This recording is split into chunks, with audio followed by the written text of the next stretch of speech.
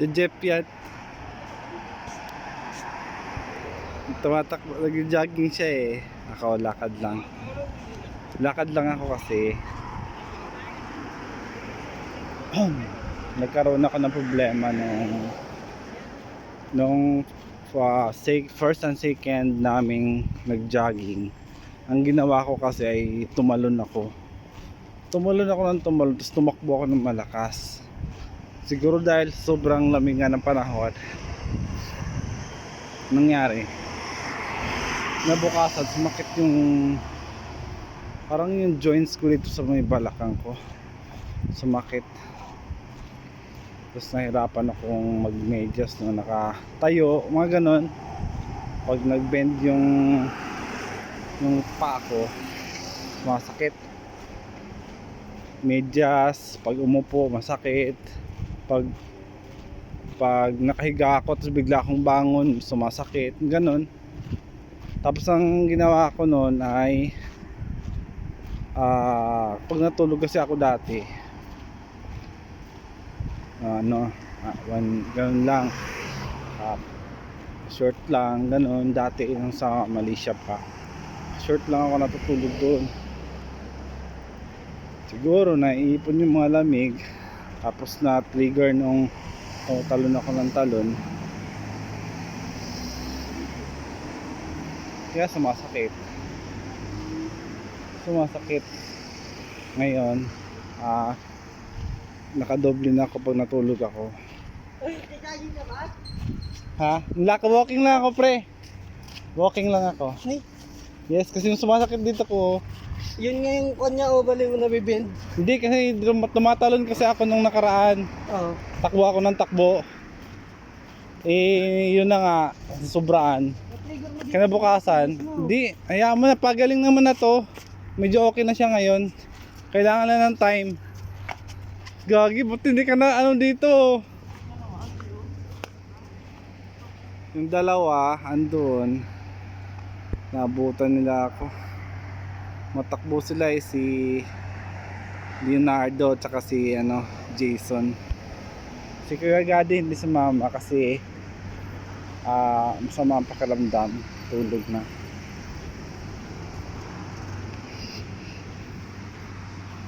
Okay. Hindi, gusto ko man talaga mag-jogging kasi ang jogging is maganda sa ating kalusugan, lalo na sa ating heart. Kasi pump kasi yung heart natin pag nag-jogging tayo, diba? It's because sa aking naramdaman nga, biglang sumakit yung, tumutunog-tunog pa pag balakang ko. Parang nangyari yung joints ko sa right side.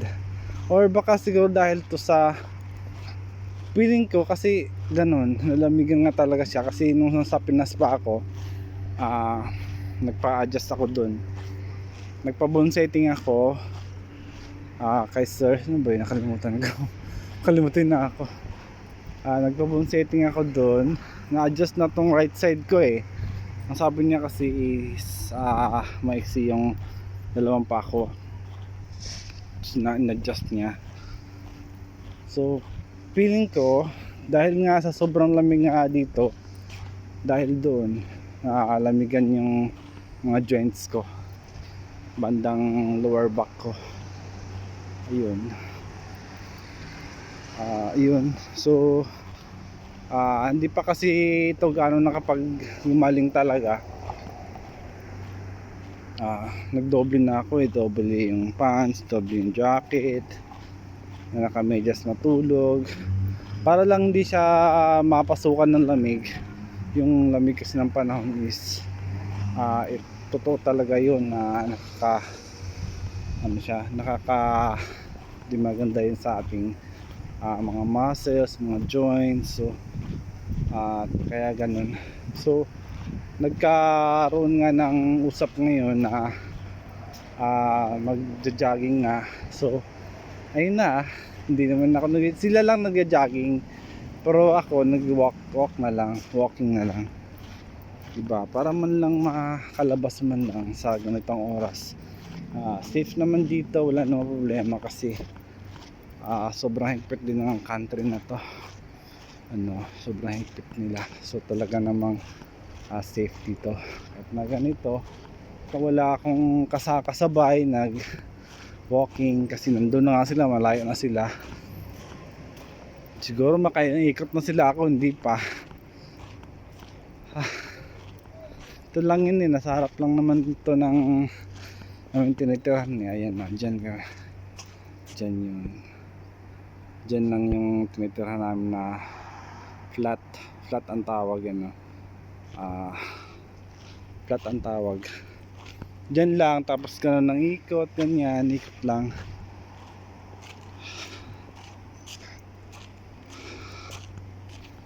Dahan-dahan lang talagang lakad ko. So baka mamaya kasi biglang maano naman to, di ba, masobraan. Sakit siya ulit. Kasi for recovery na siya eh, malapit nang gumaling. Nagkaroon naman ng pinagpahinga kasi ito nung pagpahinga naman talaga kasi simula nung sumakit siya, hirap bumangon, hirap umupo, mga ganun, hirap maglakad, magmedyas ako ng nakatayo, hindi kaya, samantalang yung isang pa ako naman ay kaya naman. So nang dahil nangyari yon, so nakapag-decide ako na hindi ako nag-join sa mga nagaganap na jogging. Hindi ako nag-join kasi nga hindi naman talaga kaya, diba? So ngayon medyo okay na, for recovery na siya. So ayoko siyang jogging kasi nga may talon na nangyayari pag nag-jogging. So walking na lang, no? Pero hindi rin dapat siguro na magtagal ang walking ko. Naka isang ikot na ako. Andito na ako sa harap ko. So nakaikot na ako ng isa. Siguro dalawa lang, no? Mamaya sumasakit siya at nalukasan. So hindi ko nakita si Jeff. Saan na kaya si Jeff? Ay, hindi ako nadaanan. Hindi pa siya. Nakita ko dalawa, si Jason at saka si Lobo, na daanan nila ako dun banda sa harap ng Blood Transfusion Research Center, yung building sa harap malapit sa highway. Siguro si Jeff wala pa, hindi pa siya nakaikot, hindi pa niya ako nadaan. Ano siya, so maya siguro madaanan ako nun. Pero dito lang yun eh, dito niya ako iniwan banda eh, kanina eh. Diyan ako iniwan kanina, banda. So hindi pa niya ako nadaanan ulit. Andito na ako sa area. Saan ba siya? Wala. Baka ibang daan niya. Baka sa ibang ano siya, sa ibang daan.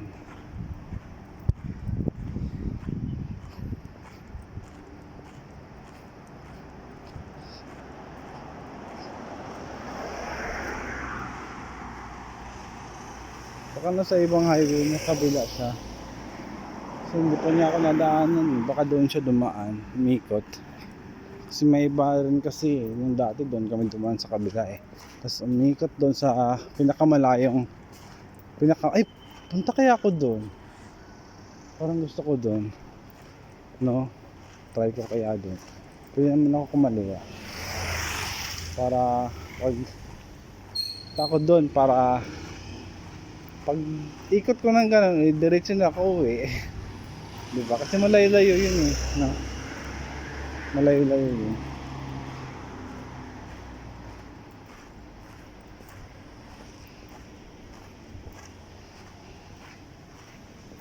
Dito yun. Ano kung dito?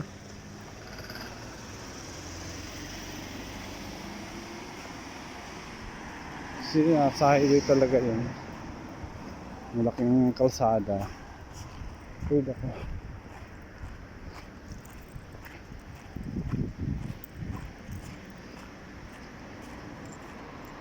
Napakaganda nga na lugar na to kasi bawal mag-away, mga ganun. Bawal hindi katulad sa Pinas, may nagbugan, dito bawal yan dito. Kasi mahigpit yung batas nila. Mahigpit yung batas, kaya wala talagang gumagawa ng mga ganong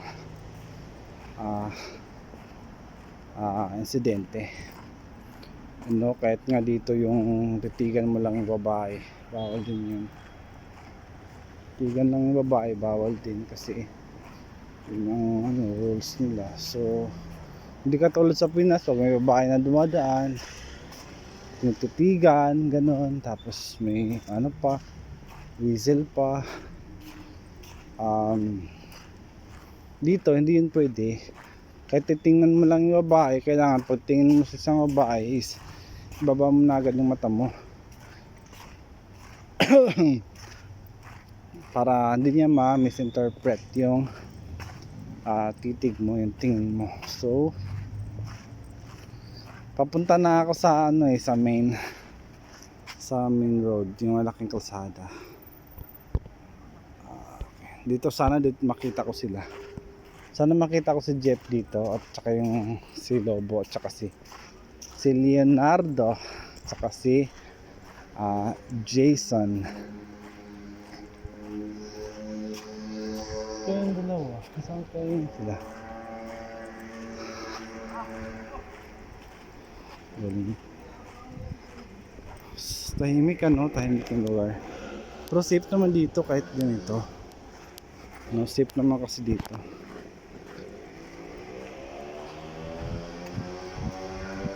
Walang nakitang nagtatagay sa gilid, mga ganon.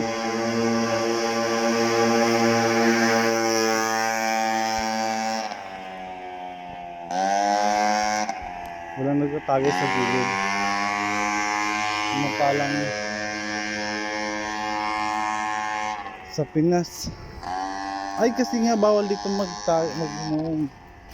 bawal magtanong dito, bawal kahit nga sa bahay, bawal.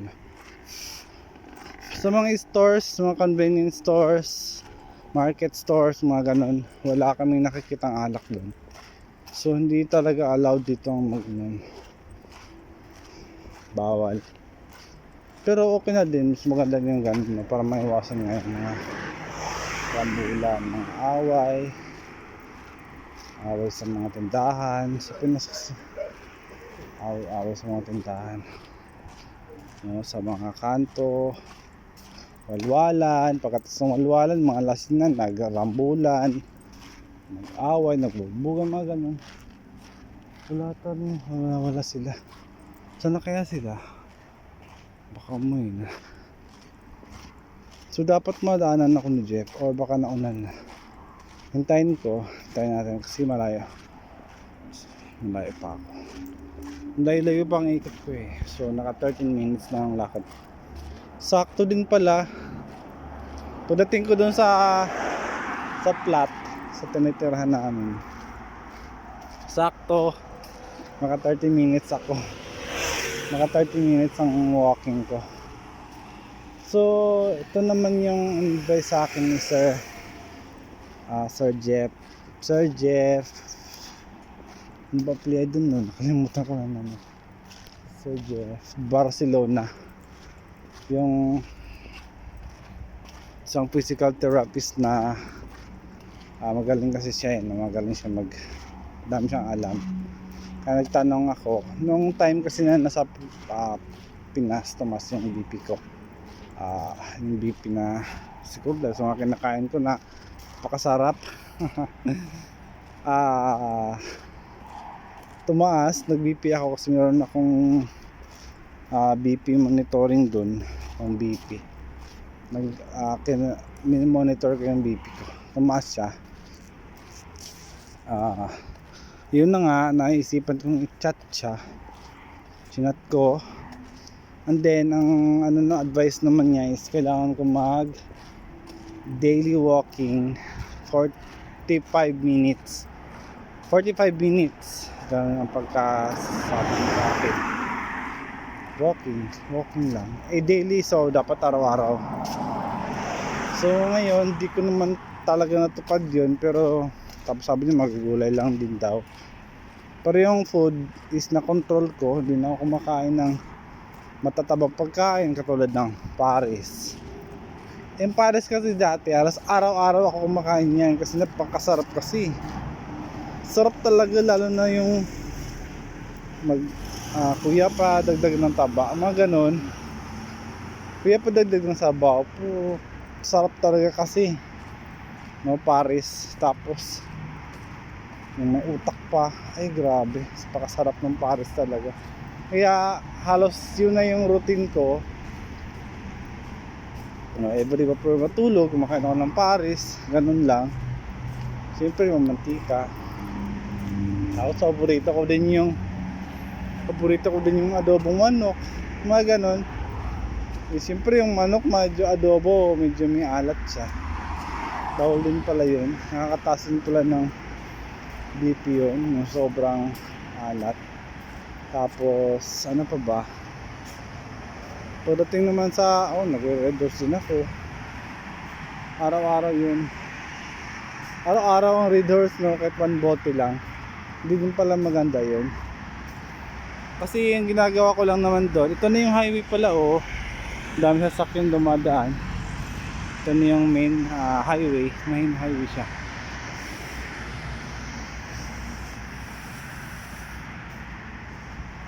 So yun na nga, siguro dahil doon araw-araw nag-red horse na one bote, araw-araw kumakain ng pares, araw-araw kumakain ng adobo, pork, ganyan. Tapos isang araw minsan makalimang kain ako mga ganun, makalimang kain ako sa morning kasi noon is sa soft drinks pa. Sa morning kasi talaga nung nasa Arlapids ako, service crew, nasign ako sa SMRDGC. Ang kinakain ko sa morning ay gulay tsaka one rice, yun, kung may egg yun isa. Tapos pagdating ng tanghali, kain ako ng 1.5 rice. Tapos kung hindi fish ang ulam, pork, ganon, adobo, o di ka chicken, ganon. Pagkatapos niya, siyempre pagkatapos ng 1.5 rice, tapos ulam, tapos soft drinks. Siyempre yung paboritong soft drinks, alam na, kasi hataw kasi yung store, yung outlet, yung branch na yun, hataw talaga yun. Halos walang tigil ang customer namin doon. Kaya siyempre kapag ganun ka hataw, hindi pwedeng humihina ka, hindi pwedeng manghihina ka, ganun. So dahil nga hataw, ang ginagawa ko after lunch is uminom ako ng Cobra, siyempre paborito. Yun, nangyayari din siya halos araw-araw. Kasi habang may duty, ganyan, kahit na wala akong duty, naisipan ko parang uminom nun. Naging habit na talaga, no. Ayun, nagkaroon siguro ganun. Yun na. After naman ng lunch, after ng mga bandang alas 4 naman, ang ginagawa namin is siyempre pampatanggal. Yun na nga, laging hataw nga doon, so kailangan namin magkape. Ay, sa morning nagkakape din pala ako. Coffee, one rice, gulay, yun. Sa lunch, 1.5 rice, fish or pork, adobo, mga ganon. Tapos sa bandang mga alas 4 o alas 5 or alas 3, pag hindi busy na, may time nang umupo, ganon. Pagkatapos ng lahat ng ginagawa, may time na talagang or nagugutom na, so kailangan na mag coffee. Ano yung coffee? So 3 in 1, mga ganon. Tapos syempre may merienda, kung hindi tinapay, pansit, mga ganon, merienda, snacks. So yun na naman, snacks na naman, no. Okay, mga 4 ano yun, ang nangyayari yun, 4 3 p.m. to 4 p.m. or 5 p.m.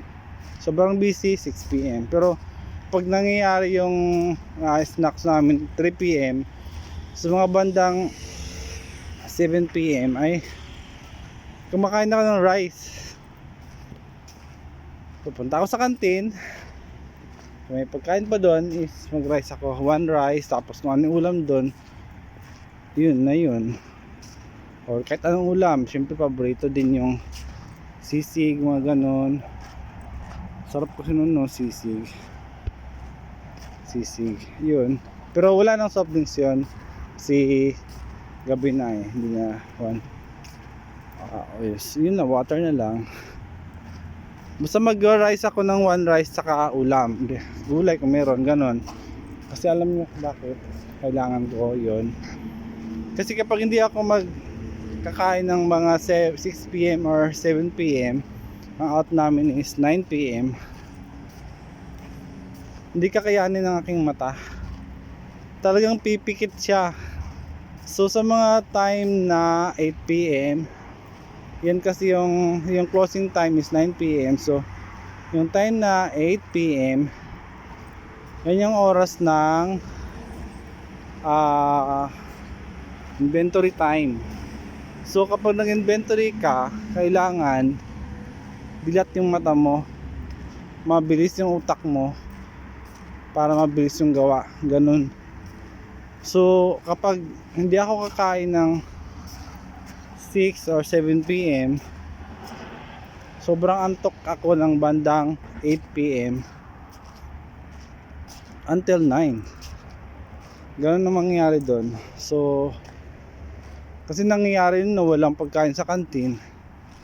So kahit ano na lang, kung anong meron makakain sa outlet, kumain ng mga tira-tira, ganong chicharon, mga ganun, mga tira-tira doon, kakainin na namin yun para na magkaroon naman ng tiyan, para makasurvive sa mga oras na ng inventory, ganun. Yun na nga. So sa araw-araw na nangyayari yon, so yun na yung tinatawag na daily routine, ano, yung ano bang ibang term nun? Habit or ano pa ba, yung lifestyle, yun. So yung lifestyle na yun, ayun na pala is tumataas na pala yung ito yung ano, city center siya, ano ba yun, Azalea, parang ganun, kalimutan, Azalea Magical Planet. Yan yung nakikita kapag nandun kami sa taas, sa flat. So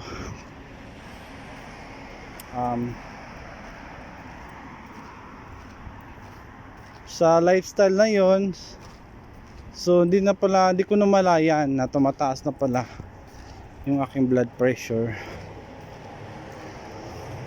So nung nag-resign na ako, nag-resign na ako sa R. Rapids, ka-graduate ko ng, tapos ko nag-aaral ng massage. Kasi habang nagtatrabaho ako morning, pumapasok ako dun sa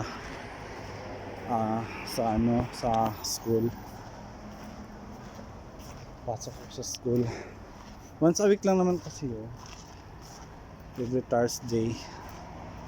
So ayun, tapos pag may mga outreach kami, yun, mabait naman kasi si Ma'am Judith, no, at saka si Ma'am Sonia. So thank you sa inyo, sinuportahan nyo ang aking pag-aaral sa massage. So kahit mahirap nga mga assessments, mga dapat i-memorize, kinakaya ko kasi kailangan talaga yun, no. Mahirap kasi pag wala lang, ganun. So yung technique ko naman doon para ma-memorize ko yun. So yung mga lesson namin ay na-record ko, tapos habang nagbiyahe ako papunta sa school, naka-headset ako, pinapakinggan ko siya naka-headset. Tapos pag naka-break time ako sa trabaho, pag umuwi ako galing sa trabaho, or pag papasok ako galing sa trabaho, pinapakinggan ko lagi yun. Wala sila hanggang hanggang hanggang na-memorize ko, naalala ko pagkaroon ng nagkaroon ng mga assessment. So nakapasa ako at mabait din ng mga assessors na shout out sa mga assessors namin, si Mamaya, si Ma'am Michelle, si Ma'am Ness, si Ma'am Judry. Sila lang yung naalala ko. So that time sila lang. Bait nila. Napakabait. So sa situation, yun na nga, tumaas na nga pala yung aking BP. So pagka resign ko doon, naging therapist na ako, trabaho ako sa spa, and then ilang buwan lang ako doon dahil nga less yung kailangan kong kumita na malaki. So pinasok ko yung mga Facebook groups, tapos may mga clients na ako sa gabi after duty. So nag-resign ako doon sa spa na pinasukan ko, K20 sa Malate. Yun, nagpaalam ako maayos kasi nung time na yun is nag-acupuncture, schedule na kasi na acupuncture training namin. So nagpaalam ako na yun na nga. Tapos nag-aral ako ng acupuncture, kailangan ko mag-focus, mga ganon, bone setting. Nag-training ako dun sa kabila sa GBW massage ng bone setting, ganon, deep tissue. So nagpaalam ako maayos dun sa kabila sa K20, and then humayag, pray. Kailangan nila ako, pero kailangan ko din ng kumita ng pera ng malaki. So ayun, yung mga clients na ako, may nakita na akong clients sa online, pinupuntahan ko yun. Medyo ayun na. Tapos na yun na nga, nag GBW massage din ako. Ganun pa rin, hanap ng clients sa online, katapos ang duty, ganyan. So since dumami na yung clients ko, halos wala na akong pahinga. Morning may client na ako, so hindi na ako pumapasok sa BBW. So nagpaalam ako kay Sir Bernard. Ayun, mabait naman sila. So paalam ako sa kanila na ganyan, hindi mo na ako pasok kasi kailangan kong puntahan to, ganyan. So naging okay naman ang closure. May closure naman ako sa dalawang spa na pinasukan ko. So walang problema. Walang problema, di ba? Welcome nga ako sa kanila. Nagkaroon ng event yung K20. So ang sabi ng may-ari doon, dinata ko kung pwede ba daw ako. Sabi ko hindi pwede po, hindi po ako. And then sa GBW massage naman, nung time na nag-training ako ng Manipidi, so welcome akong linisan sila. So pumunta ako doon, nilinisan ko sila. Wala pa rin yung doon tatlo, wala na. Si Jeff wala, si ano wala.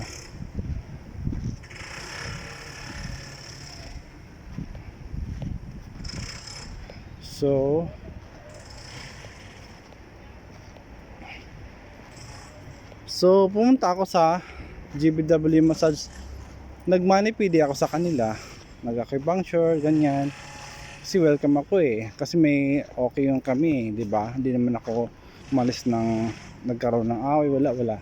So pumasok ako ng maayos, so umalis ako ng maayos. Ganun yung gusto ko. Ganun yung kasi pangit naman yung pumasok ka ng maayos, umalis ka ng hindi maayos, di ba? So ganun din sa R-Lapids. Pumasok ako ng maayos, nag-resign ako ng maayos. So my reason kung ba't ako nag-resign is naka 7.5 year din ako doon. Tagal. Kasi ang reason ko is mag-abroad. Ayun naman yun kasi malaki ang pera sa abroad. So ngayon andito na ako. Ayun, back to the BP. May BP tumaas. So yun na nga, piname ko si Sir Jeff Barcelona. Sabi niya mag-walking lang ako daily 45 minutes. So hindi ko nagawa yun dahil busy. Minsan kasi umaga pa lang may client na ako. Tapos schedule na. So hindi ko na siya nagawa, pero yung food is na diet ako. Naayos ko yung food ko. So bumaba. Bumaba talaga siya. Na-monitor ko naman, halos araw-araw ako nag-BP. Diyan na ako, nakadalawang ikot na ako. Diyan na no. Dalawang ikot na. So, patapos na. Bumaba yung BP ko, nagiging normal. Yun na nga, pakiramdam ko talaga is pumayat ako. Pero okay lang din. At least naging okay naman yung BP ko. So, dito na nga ako sa UAE, sa Sharjah. Karoon kami dito ng ganito, mag jogging, ganyan, walking, para hindi hingalin pag sa client kasi kailangan din talaga yun. Iyon, nasobraan naman yung pag first and second jogging namin. Nasobraan. Sobrang excited, tumalon-talon ako, tumakbo-takbo. Which is hindi naman pala tama yun. So nagkaroon ako ng sakit na balakang, yung joints ko, yung na-adjust, na-trigger siya, sumakit. Feeling ko bumalik yun, no? Kaya nakapagpahinga ako ng pagja-jogging ng ilang araw, tapos naging okay na ngayon naman.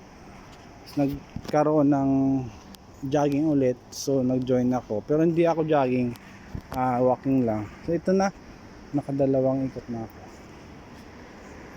Nawisan ako, oh. So kailangan ko ng, hindi ko nakita sila eh. So kailangan ko ng hindi ko nakita si Jeff na amikot. Nakatuikot na ako eh. Wala sila. Saan kaya sila? Si Lobo at saka si ano, nakita ko lang kanina. Pero ito na, pauwi na ako. Tagal na rin, no? Naka 32 minutes pa rin.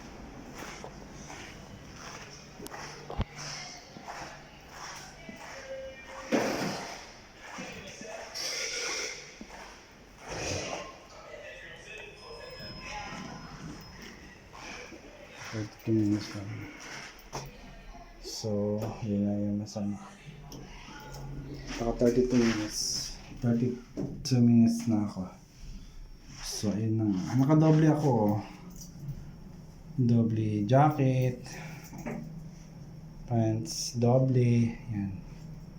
May shirt pa yan. Para hindi malamigan.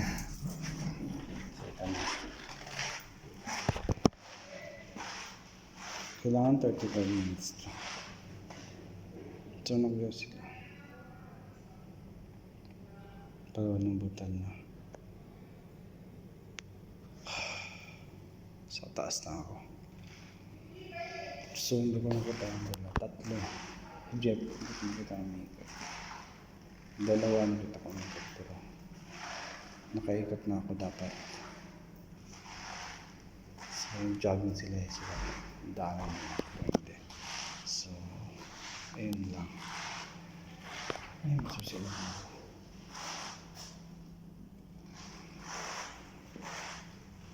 Tapos ko. Saan yung susi ko? Nawala susi ko.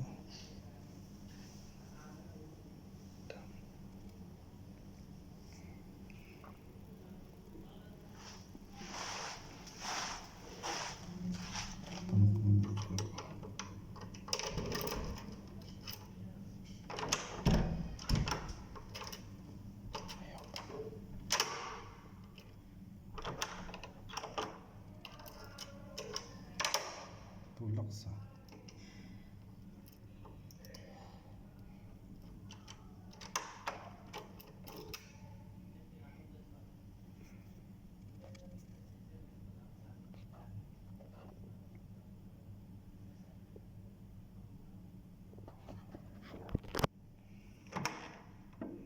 ayun, ma-open.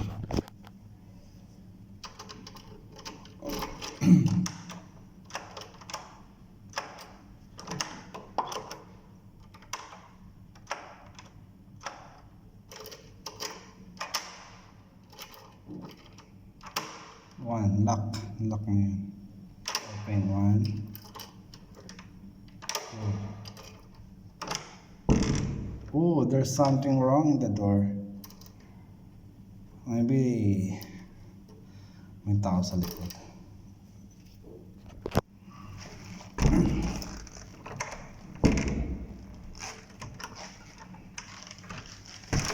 Loud lang.